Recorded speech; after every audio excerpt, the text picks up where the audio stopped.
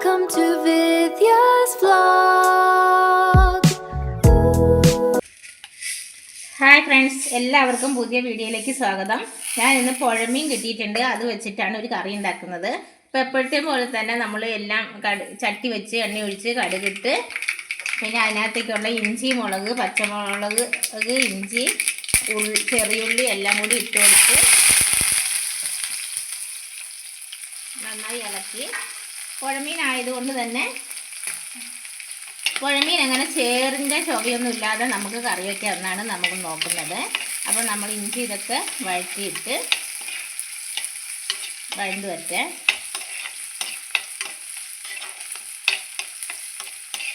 മീൻകറി എപ്പോഴും കാണിക്കുന്നത് കാരണം പ്രത്യേകിച്ച് പറയാനൊന്നുമില്ല, എല്ലാം അതുപോലെ തന്നെ.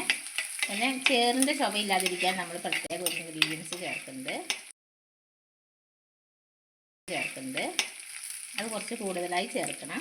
അപ്പോൾ അതുപോലെ നമ്മൾ മഞ്ഞൾപ്പൊടി, മല്ലിപ്പൊടി, മുളക് പൊടി, ഉലുവാപ്പൊടി ഇട്ട് ഉള്ളി മുളകൊക്കെ വഴണ്ട് വന്നപ്പോൾ മുളക് പൊടി ഇതെല്ലാം ചേർത്ത് ഒന്ന് മൂപ്പിച്ചെടുക്കാം. പാകത്തിന് വെള്ളം ഒഴിച്ച് കൊടുക്കാം.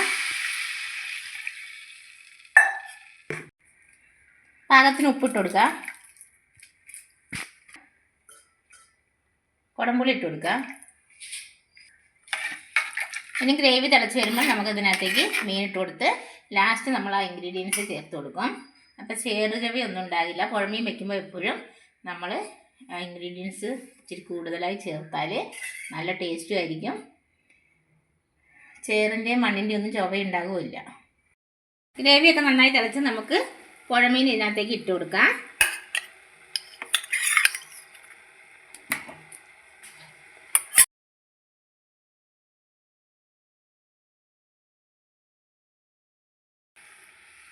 മീൻ ഇതിനകത്തേക്ക് ഇട്ട്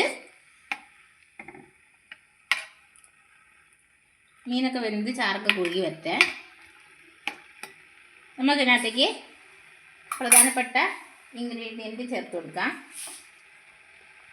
വേറൊന്നുമല്ല, നമ്മുടെ കുരുമുളക് തന്നെയാണ്. ഈ പുഴമീൻ വയ്ക്കുമ്പോൾ കുരുമുളക് കുറച്ച് തോനെ ചേർത്ത് കൊടുക്കുകയാണെങ്കിൽ ഈ ചേറുചവയൊന്നുമില്ലാതെ നല്ല മീൻകറി ആയിട്ട് കിട്ടും. അപ്പോൾ നമ്മൾ കുരുമുളക് പൊടി ചേർത്ത് കൊടുത്തിട്ടുണ്ട്. അപ്പോൾ കുരുമുളക് പൊടി ചേർത്ത് കൊടുക്കുമ്പോൾ മുളക് പൊടീൻ്റെ അളവ് കുറച്ചാൽ മതി.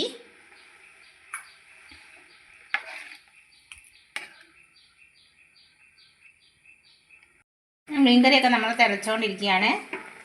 ഉപ്പും പുളിയൊക്കെ ഉണ്ട്. അപ്പോൾ ഒന്നും കൂടി ചാറ് കുറുകിയതിന് ശേഷം, ചാറൊക്കെ നല്ല കുറുകി വന്നിട്ടുണ്ട്. ഇപ്പോൾ ഇത്രയും ചാറ് വേണ്ടാത്ത കാരണം ലേശം കൂടി കുറുകിയിട്ട് നമുക്ക് ഓഫാക്കാം.